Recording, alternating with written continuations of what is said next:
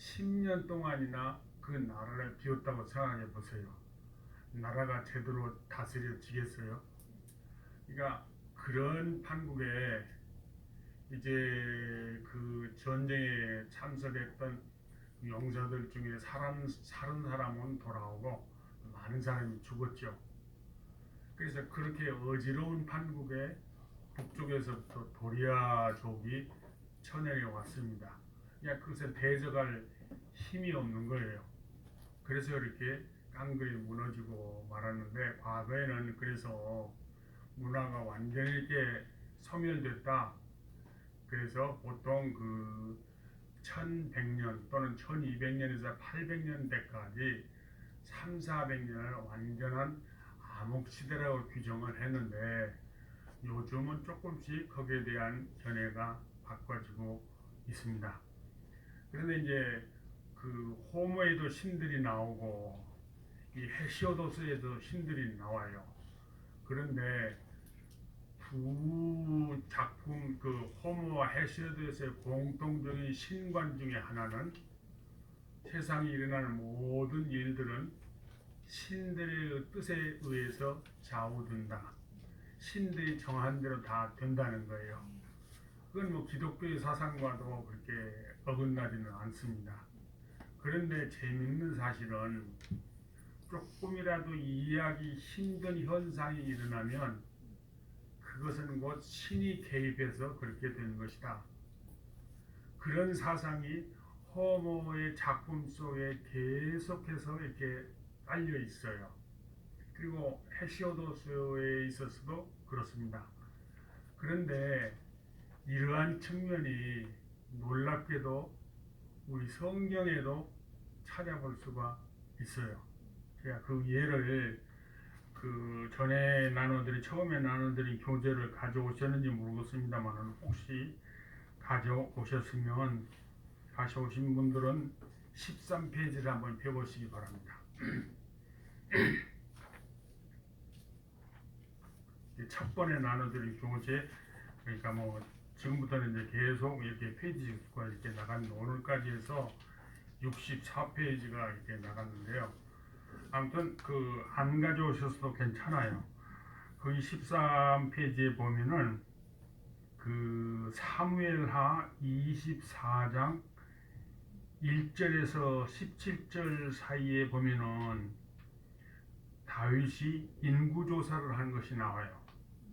그래가지고 있어요? 사무엘하 24장 1절에서 17절을 읽어보면은 거기에 다윗이 인구조사를 한 그런 사건이 기록되어 있어요. 그게 이해하기 힘든 구절이 하나 있습니다. 그게 뭐냐면은 14장 1절이에요. 제가 봉독해 드리겠습니다. 여호와께서 다시 이스라엘을 향하여 진노하사, 향하여라 하면 제가 행하여라고 잘못 쓴 것 같습니다.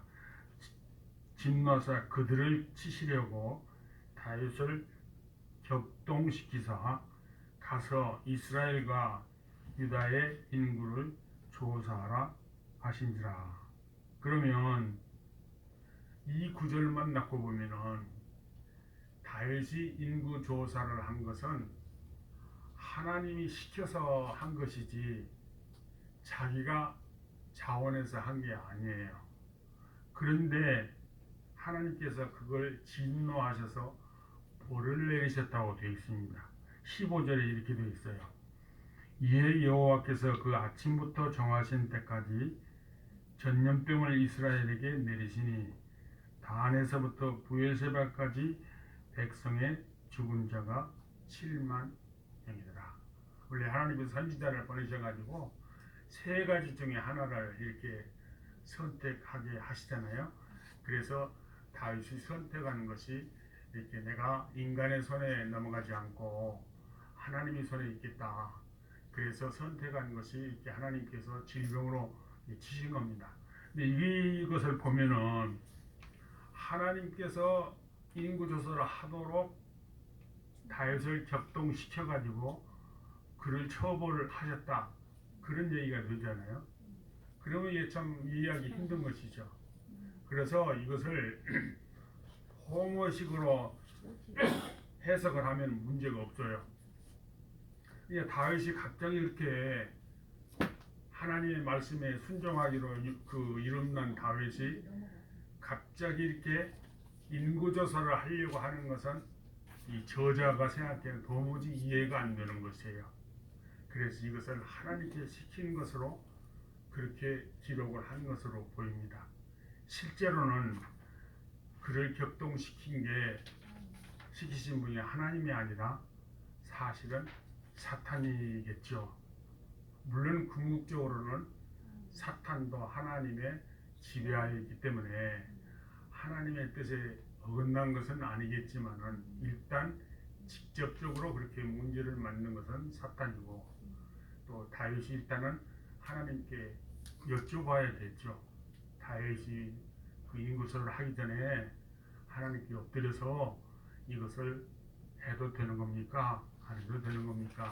이 다윗의 가장 우리가 본받을 점 중에 하나는 매사를 하나님께 간구하고 하나님의 뜻대로 행했어요. 그래서 지금까지도 다윗이 그 이스라엘의 가장 위대한 성군으로 이제는 아브라함과 다윗이 믿음의 대표적인 그런 인물들이라고 생각되지 않습니까? 그래서 이런 것도, 그래서 히랍 신화를 제가 첫 시간에 말씀드렸듯이 이게 나쁘게만 볼 게 아니라 거기서 우리가 깨닫고 성경을 이해하는데 도움이 될 수도 있다. 이런 점을 제가 이제 말씀드리고 싶은 거예요. 그래서 신학교에서 왜 저는 뭐 히랍 문화를 꼭 배워야 되나 이렇게 생각하실 분이 계시는지 모르지만은 사실은 깊이 들어가면은 모든 학문이 다 연결이 되어 있어요. 그래서 특히 히랍 문화가 유럽 문화에 지대한 영향을, 이게 유럽 문화는 두 개의 기반 위에 서 있어요. 그 하나가 그리스 로마 문화고 또 하나가 유태적 기독교적 문화입니다. 이 두 가지를 이해를 못하면은 유럽 문화를 이해할 수가 없어요. 제가 첫 시간에도 말씀드렸지만 기독교는 그와는 달리 유대교와 히랍 사상의 영향하에서 기독교가 성장하였다. 이런 말씀을 드렸습니다. 그래서 호모가 유명한 것은 뭐 여러 가지 이유가 있겠지만 저는 이제 이상에 이 자리만 쓰면 제가 너무 긴장을 해서 그런지 자꾸 이렇게 담이 올라오네요. 집에서는 전혀 그렇지 않았는데 물 여기 있습니다.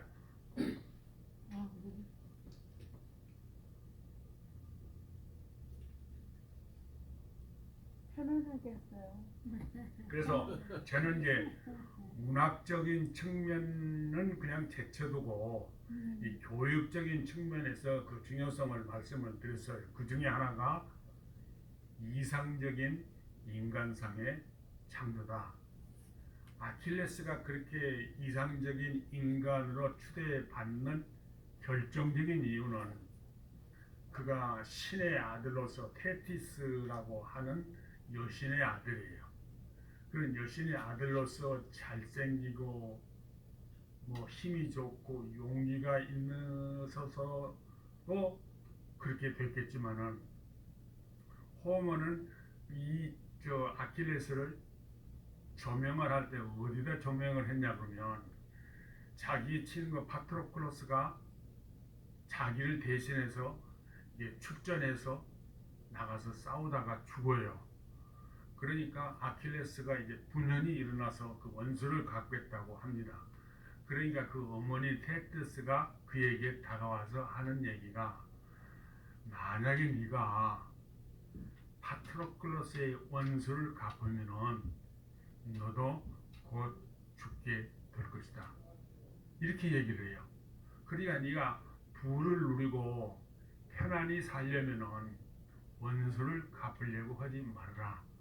이렇게 얘기를 하니까 아킬레스가 뭐라고 하냐면은 나는 정의를 실천하고 떳떳하게 죽겠습니다. 이렇게 얘기를 했어요.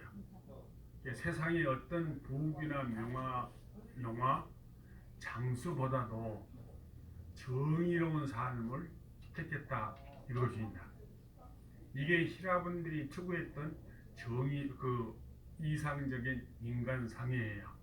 첫 시간에도 말씀드렸지만은 히랍의 문화가 호모에서 비롯됐다고 한다면 히랍의 문화를 완성한 사람은 플라톤이다. 그렇게 말씀을 드렸어요. 뒤에 가서 이제 이 플라톤의 교육론에서 좀 이렇게 자세하게 다루어 드리겠습니다. 그래서 오늘까지로 일단 호모에 대한 얘기는 이제 끝을 맺겠어요. 시간이 없으니까 가야 될 길이 많고. 그래서 이제 오늘 이제 헤시오도스에 대해서 말씀을 드리는데, 헤시오도스는 다른 건 몰라도 고대 히랍에서 가장 유명한 또는 위대한 서사 시인들 중에 하나다. 한 사람은 조금 전에 저 설명드린 호모고 또 한 사람은 헤시오도스다. 이런 상식적인 것은 알아둘 필요가 있어요. 제가 지난번에도 말씀드렸죠. 어느 목사님이 신문에다 기고를 하셨는데 그 글에서 일리아드 오디세이아를 두 개의 소설이라고 얘기를 하셨더라고. 예, 차라리 그런 글을 안 쓰셨으면 좋을 뻔했을 것 같아요. 이게 자기가 모르는 것은 말을 안 하는 것이 오히려 도움이 되죠.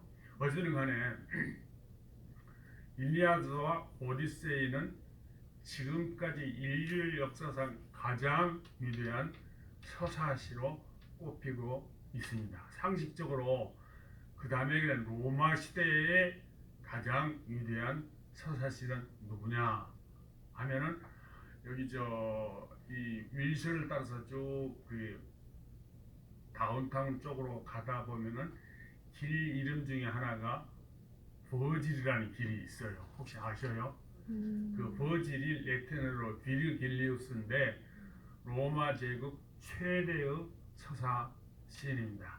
이거 이제 다음 기회에 말씀을 드리겠습니다만, 그가 에네이드라고 하는 작품을 쓸 때 호모의 영향을 많이 받고 썼어요. 그래서 그만큼 이제 호모가 유명하고 호모의 작품 두 작품 중에서 특히 일리아드가 유명한데 그만큼 유명하진 않지만 헤시오도의 작품들 중에서 유명한 두 개가 있는데 그 중에 하나가 일과 나날이고 또 하나가 신통기다.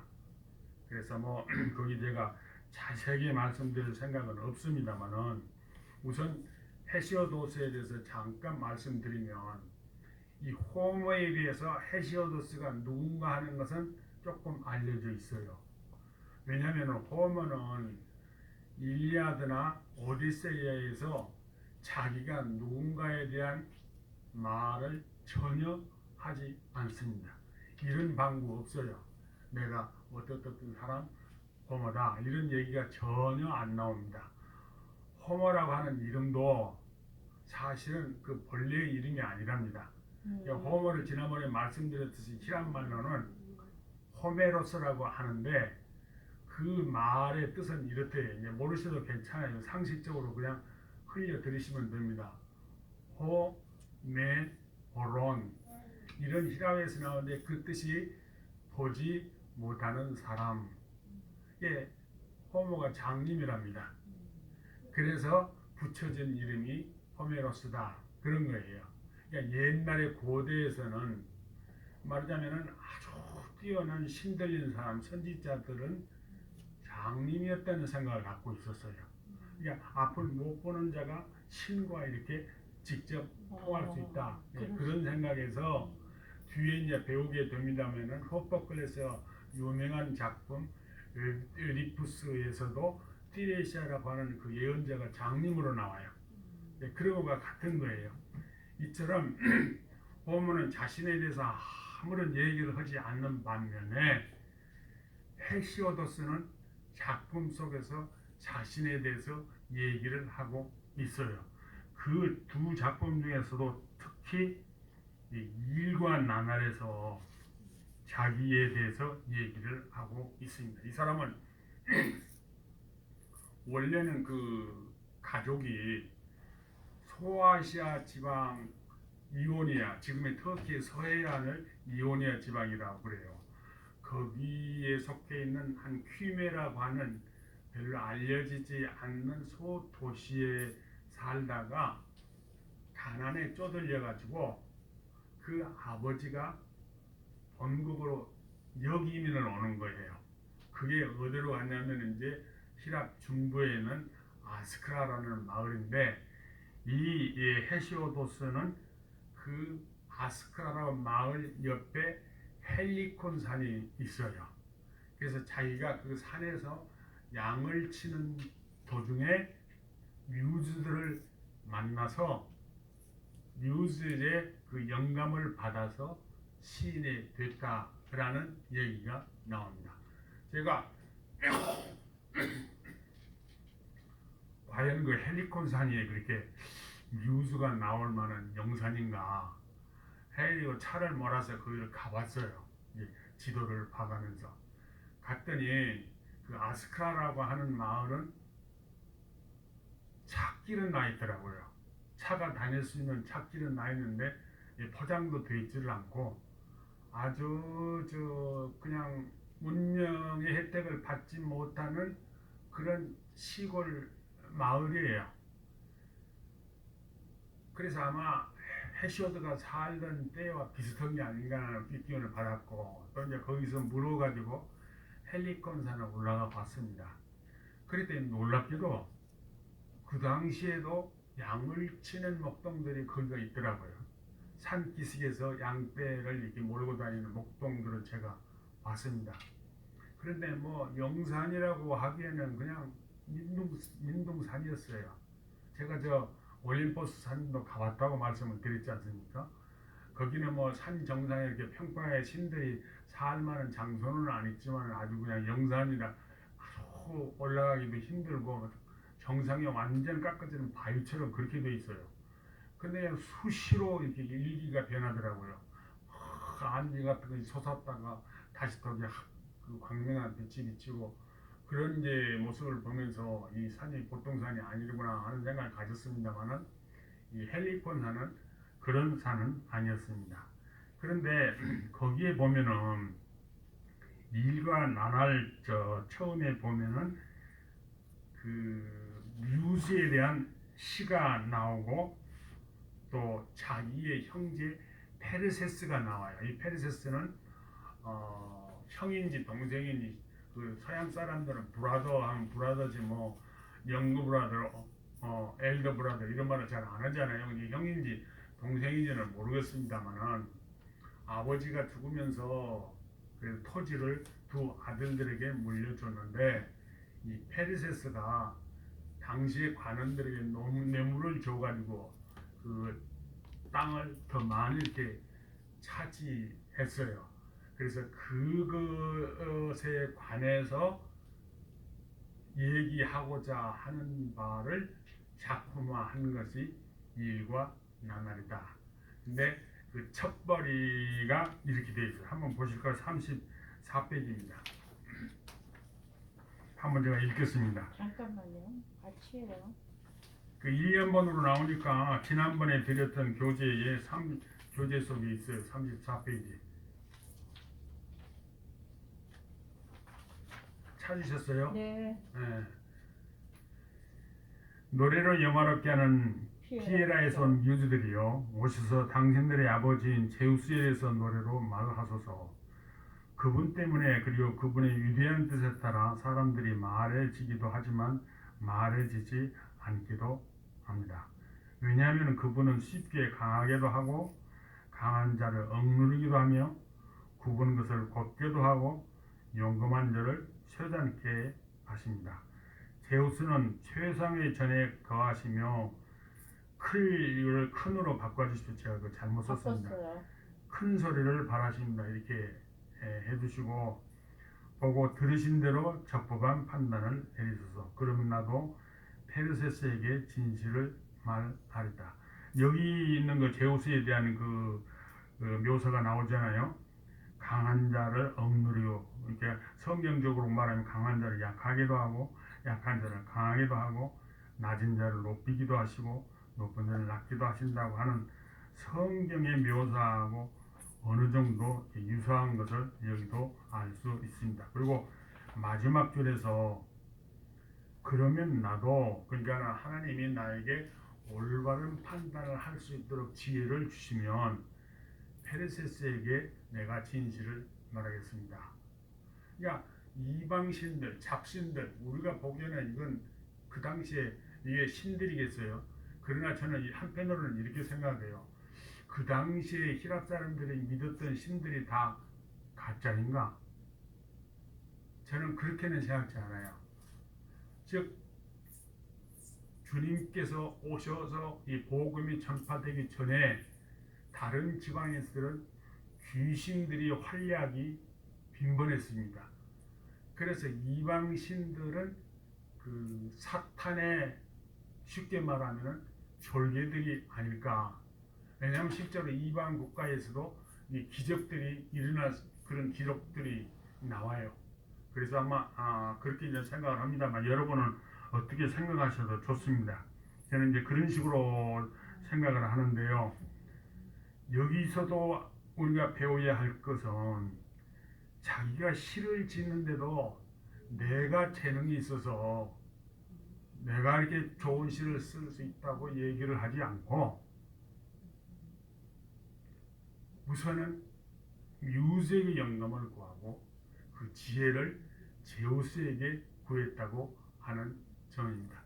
그리스 사상에서 계속적으로는 공통적인 것 중에 하나는 신 앞에 겸손하라 이거예요. 결코 신 앞에서 자기 일을 내세우지 말라. 교만한 자에게는 반드시 처벌이 따른다. 이게 히랍의 중요한 근본적인 사상 중에 하나예요. 그러면 제가 말씀드리고자 싶은 것은 이거예요.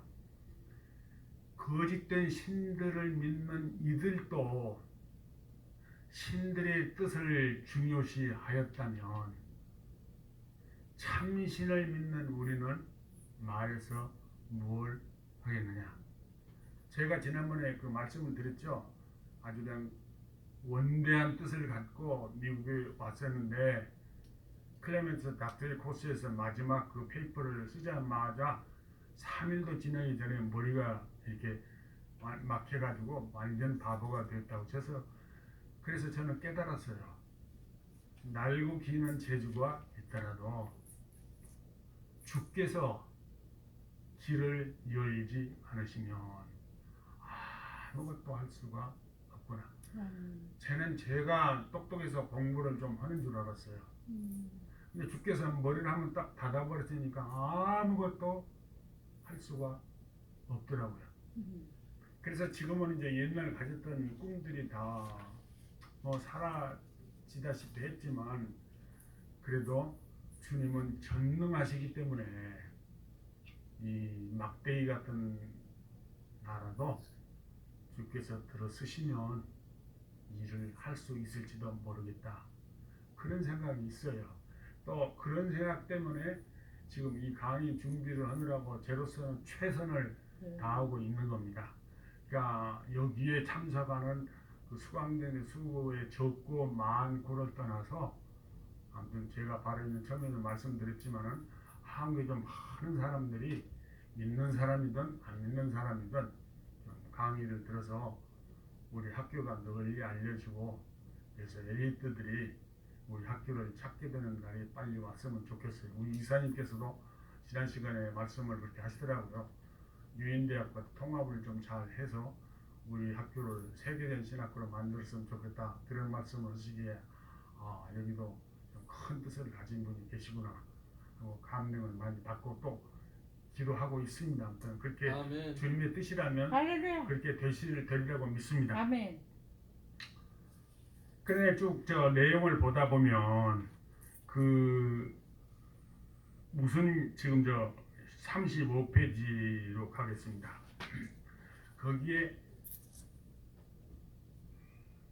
판도라라고 하는 여자의 얘기가 나와요. 판도라 혹시 들어보셨는지 모르겠어요. 판도라스는 판도론 이런 두 개의 말을 합해서 만든 합성어예요. 판은 모든 everything이라는 뜻이고 도로는 gift라는 뜻입니다. 도라는 모든 선물이라 이런 뜻인데 왜 그런 이름이 붙어졌냐 그러면은 이제 또 신화예요. 이 프로메테스라고 하는 신이 두 개의 잘못을 범했어요. 제우스에게. 하나는 이렇게 서로를 잡아가지고 이렇게 신들과 인간에게 분배를 할 때 제우스에게는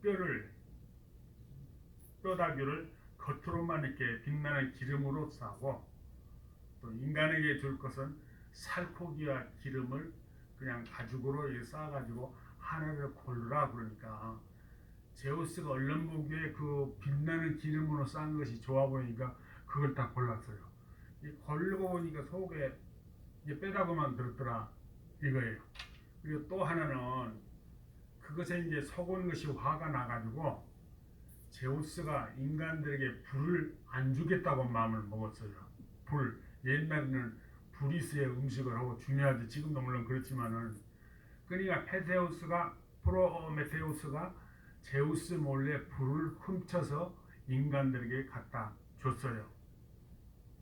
그러니까 이제 뒤에 말씀드리겠습니다. 너무 비하학적이다 생각하실는지 모르지만은 이 프로메테우스에 대한 것은 예수 그리스도를 연상케 하는 대목이 나와요. 이게 뒤에 유명한 비극 시인 중에 하나인 아이스킬로스의 작품 중에 프로메테우스라고 하는 작품이 있어요. 그때 이제 조금 더 자세히 말씀드리겠습니다만, 그러니까 제우스가 두 개의 벌을 내렸습니다. 이거는 프로메테우스에게도 벌을 내리고 인간에게도 벌을 내렸어요. 프로메테우스에 내린 벌은 뭐냐 그러면은 그를 거대한 산의 바위산에다가 묶어서 창으로 가운데를 찔러서 고정을 시켜 놨어요. 그러면 낮에 거대한 매가 이글이 와서 그 프로메테우스 간을 이렇게 쪼아 먹는 거예요. 그 낮에는 그렇게 간을 쪼아 먹으면 밤에는 그 간이 다시 돋아나는 거예요. 그러니까 이것이 매일 이제 반복이 되는 겁니다.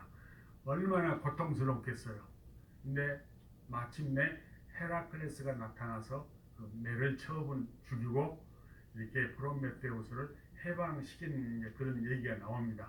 또 하나는 이제 판도라인데 인간에게 이제 그 인간을 처벌하기 위해서 프로메테우스가 그런 짓을 했기 때문에 인간을 처벌하기 위해서 그 만든 여자가 판도라예요. 그러니까 제우스가 그 헤파이토스라고 하는 장인의 신을 잘 만드는 대장장이 신에게 명령해서 여자를 만들겠어요. 그래서 모든 신들로 하여금 그 여자에게 선물을 하나씩 주도록 이렇게 했습니다.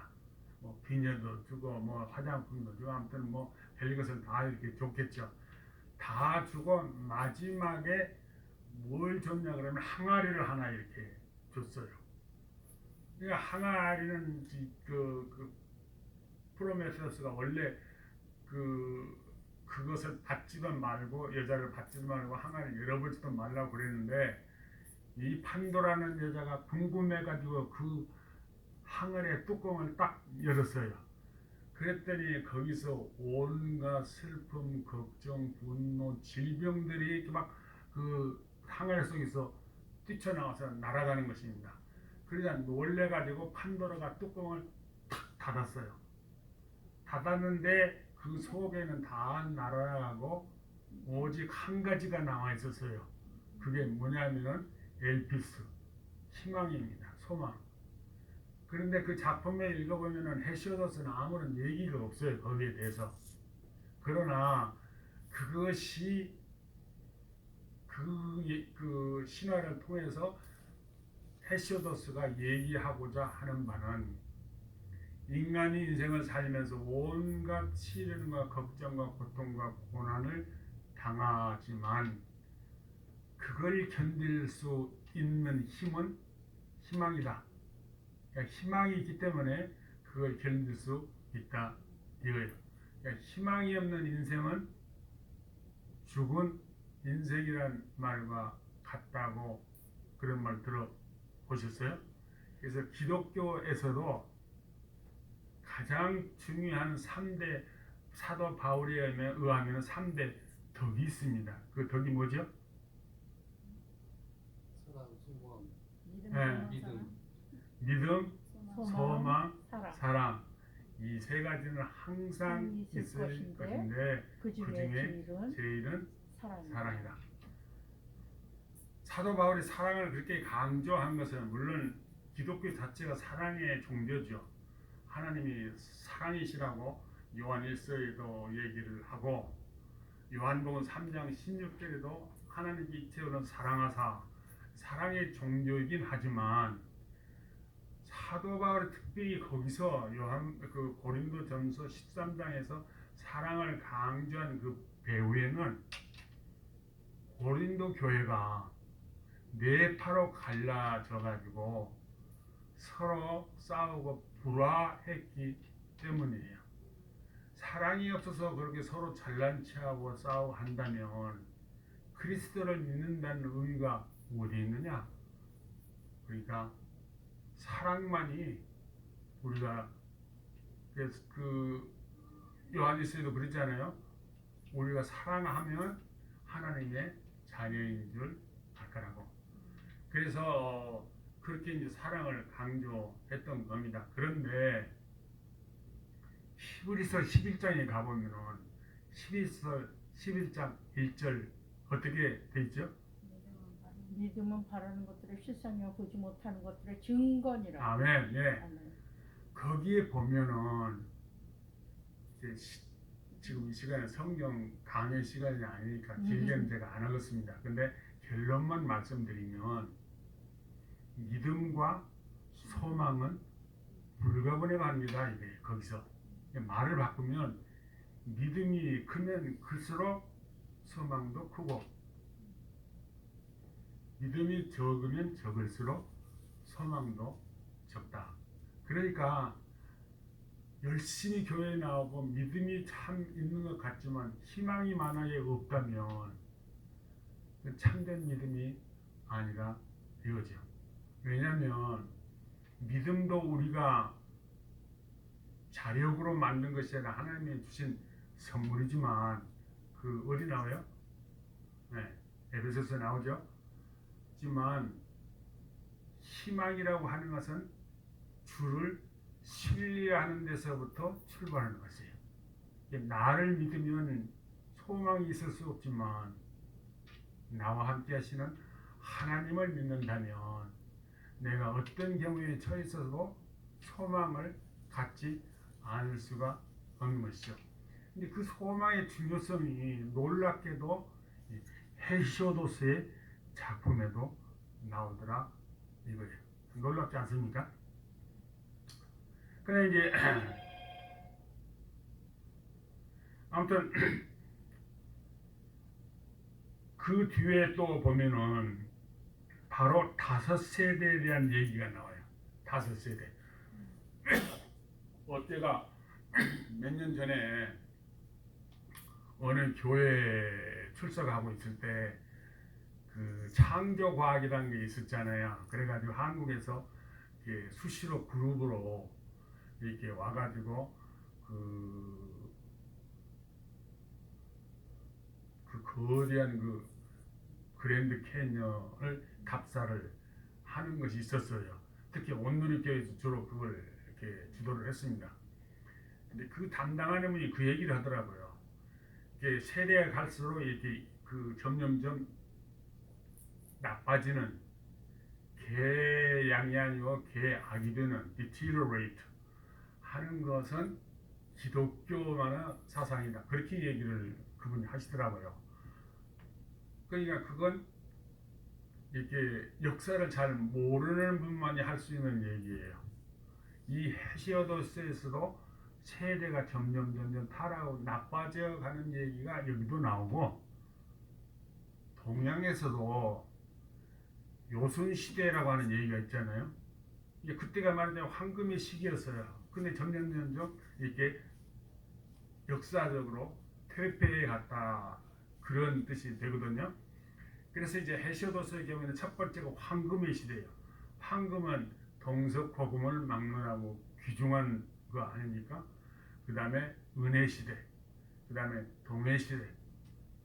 이게 점점점 나빠가는데 네 번째 놀랍게도 영우 시대가 하나 끼어들어요. 왜냐하면 이렇게 계속 나쁘게 해석을 하려고 보니까 자기 앞에 있는 세대 호모가 그 일리아드에서 그런 영우 시대를 빼놓을 수가 없거든요. 그래서 그 예외적으로 이제 그 영우 시대가 나오고 자기가 처했던 시대가 철의 시대. 그러니까 악하고 도덕적으로 부패하고 사람들이 잔인한 그런 세대라고 평을 하고 있어요. 그러니까 여기서 보면은 헤시오드가 상당히 염세적인 네거티브한 인생관을 갖고 있는 것처럼 보입니다만은 또 긍정적인 인생관도 또 함께 나타나요. 그 다음에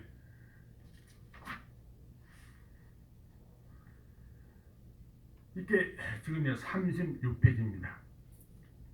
그 36페이지의 첫 패러그래프에 여기까지 신화를 얘기하던 헤시오도스는 페르세스에게 권면을 시작한다. 폭력을 버리고 정의를 따르라는 말과 함께 세상의 관행에 관해 얘기하다가 군주들에 대한 권고를 시작한다. 그러니까 자기 형제인 페르세스에만 얘기하는 게 아니라 군주들까지 교육하는, 그러니까는 시인들이 고대 힐랍 세계에 있어서는 국민들의 교사라는 거예요. 국민들을 교육시키는 사람은 바로 시인들이다 하는 사상이 이 헤시오도스에도 분명히 이렇게 드러나고 있습니다. 그러면서 그가 한 말이 이제 그 다음이에요. 정의의 길은 처음에는 가파르고 힘들지만 정상에 도달하면 쉬워진다고 말한다. 그리고 가난을 물리치고 부자가 되기 위해 열심히 일하라고 이렇게 말합니다. 이 구절을 두고 독일의 유명한 그 고전학자 베르너 예거라는 사람이 있어요.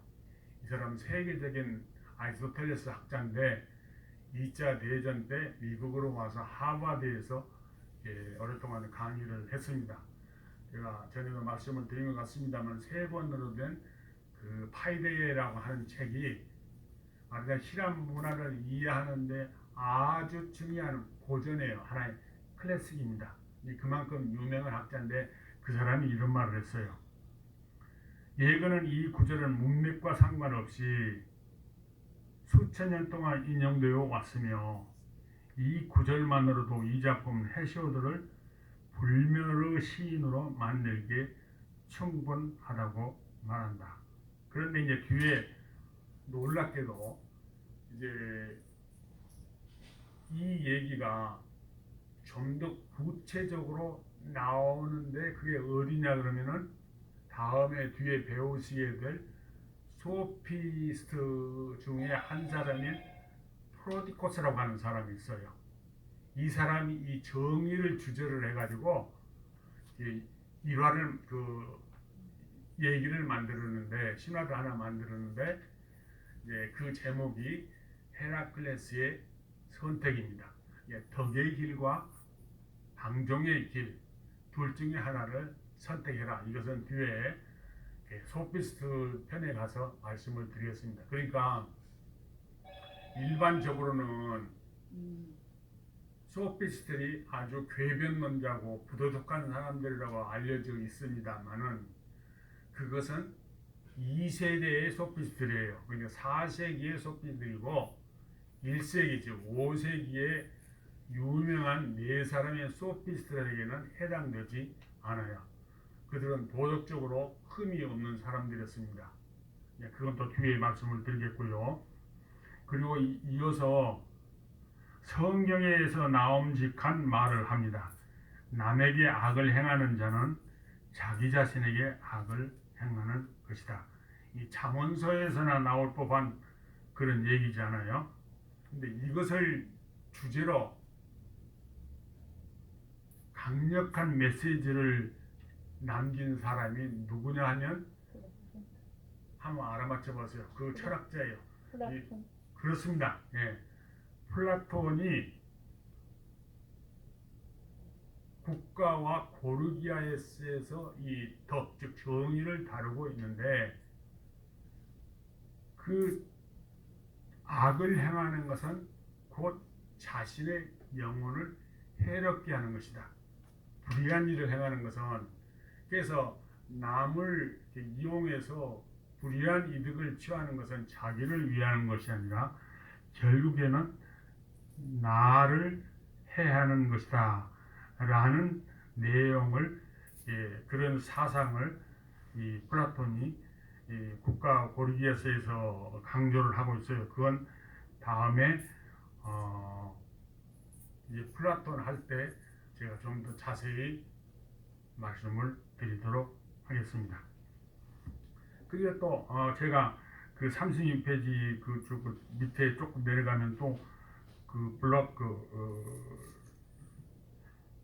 또 적어놓은 인용해놓은 구절이 있는데 그걸 한번 읽어보겠습니다. 이것도 조금 한번 읽어보니 좋을 것 같아서 제가 거기다가 번역을 해놨어요. 내 가진 것에 따라서 불멸의 신들에게 순수하고 청결하게 제사를 드리고 빛나는 허벅지를 불사르라. 때에 따라 헌주와 봉헌으로 그들의 마음을 달리라.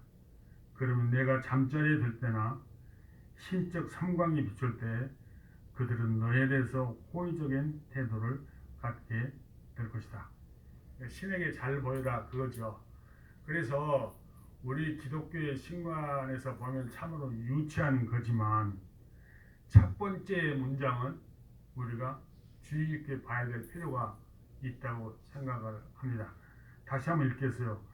네 가진 것에 따라, 그러니까 없는 것을 드리려고 하지는 않지만 네가 갖고 있는 것에 따라서 많으면 많은 것을, 적으면 적은 것을 드리되 어떻게 드리라고 그러냐면은 순수하고 청결하게. 이게 우리 구약 레위기가 강조하는 것입니다. 물론 레위기만 강조하는 것은 아니에요. 왜냐하면은 우리 신약 시대에 와서도 요한복음에서 강조하는 것이 뭡니까? 너희는 신령과 진정으로 예배할지니라. 예, 그렇습니다. 예배를 하는 것이 곧 제사죠. 옛날에는 제사고 우리 복음의 시대에는 예배 아닙니까? 예배를 드릴 때 신령과 진정으로라는 말에 조금 듣기는 좋으나 본문을 제대로 번역한 건 아니에요. 본문을 보면은 영으로, 하나님께서 영이시니까 너도 영으로, 외적인 것으로, 의식으로 이게 예배를 드릴 게 아니라 하나님의 영과 너의 영이 이렇게 합일되는 그런 점에서 예배를 드려야 한다 하는 것이에요. 그러니까 그건 곧 바로 진리 안에서 예배를 드린다 그 말입니다. 그러니까 영으로 예배를 드린다는 말이나 진리로 예배를 드린다는 말은 사실상 같은 뜻이에요. 오직 진리 안에서 정성을 다해서 드리는 예배가 하나님께서 기뻐 받으시는 예배다. 그런 뜻입니다.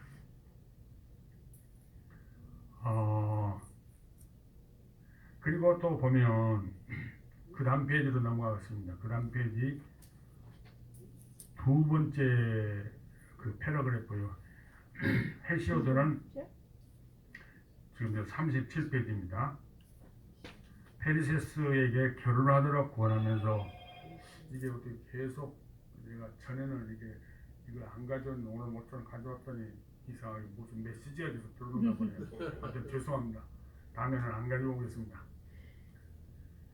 그 권유하면서 좋은 아내를 얻는 것보다 더 좋은 것은 없고 나쁜 아내를 얻는 것보다 더 나쁜 것은 없다고 말한다. 좋은 아내에 얻는 그 귀중함에 대해서 강조한 책이 무슨 책이죠? 물론 구약에 있습니다. 구약에 잠언서예요. 누가 현숙한 아내를 얻을 거냐? 그래서 오직 하나님의 주신 은혜다 라는 그런 말씀. 요즘 현대에서 보면은 여자를 약간 좀 하대하는 것 같은 느낌을 받기도 하지만은 당시의 상황으로 돌아가서 우리가 이해를 해야 될 것이에요. 그러니까 앞서 보면은 그 판도라를 그 인류에게 주면서 이 헤시오도스가 하는 얘기는 인류에게 준 악병이라고 얘기를 하고 있어요. 그러니까 여자를 준 것은 여자는 인류에게 남자들에게 있어서는 하나도 그 악이다. 이렇게 했는데 이게 본인의 생각이 아니라 당시의 사상을 신화를 쓰면서 반영을 하는 것이고 본인의 그 참뜻은 바로 여기서 찾아야 된다고 생각을 합니다. 야, 좋은 아내가 얼마나 귀중한 거냐.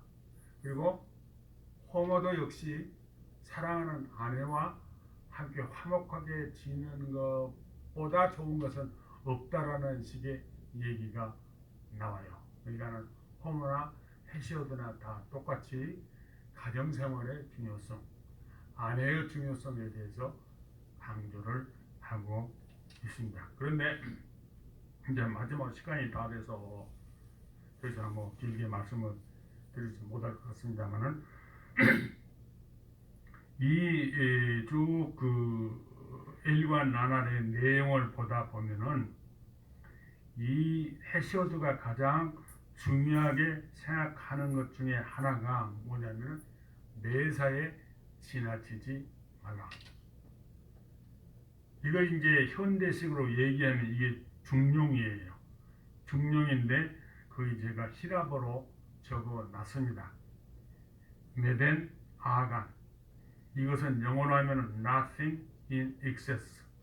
아무것도 지나치지 말라. 아무 곳에 있어도. 그러니까는 적당한 선을 이렇게 지키라 한 뜻인데 동양에서도 뭐 과유불급이란 말이 있지 않습니까? 지나친 것은 부족한 것만 갖지 못하다. 그러니까는 이게 히랍의 전통적인 사상 중에 하나의 중용이라고 하는 것이, 그래서 이 말이 옛날에 그 히랍에서 가장 유명한 신전은 올림피아에 있는 제우시 신전이었어요. 그리고 거기서 올림피아에서 열리는 그 경기가 바로 올림픽 경기의 시초입니다. 두 번째로 유명한 신전이 델포이에 있는 아폴로 신전에 5세기 이전에는, 그런데 이제 5세기 중葉에 들어서면서 가장 유명한 신전이 아테네의 그 아크로폴리스에 있는 파르테논 신전이 되긴 했습니다. 그런데 아무튼 그것이 있기 전에는 델포이 아폴론 신전이 더 유명했는데 그 신전에 히랍의 7현인들이 모여가지고 자기 지혜를 아주 간결하게 표현한 문구들을 만들어가지고 그 신전 입구에다가 새겨놨어요. 그 중에 하나가 바로 이 믿은 아간이고 또 하나가 너 자신을 알라. 소크라테스가 한 말로 유명하지만 원래는 소크라테스가 한 말이 아니에요. 이게 7현인들이 한 말을 소크라테스가 그걸 뜻을 더 깊이 하고 그 중요성을 강조를 했습니다. 혹시 질문 있으면 하시고요. 시간이 돼서 신통기는 다음 시간으로 미뤄야 할 것 같습니다. 그러니까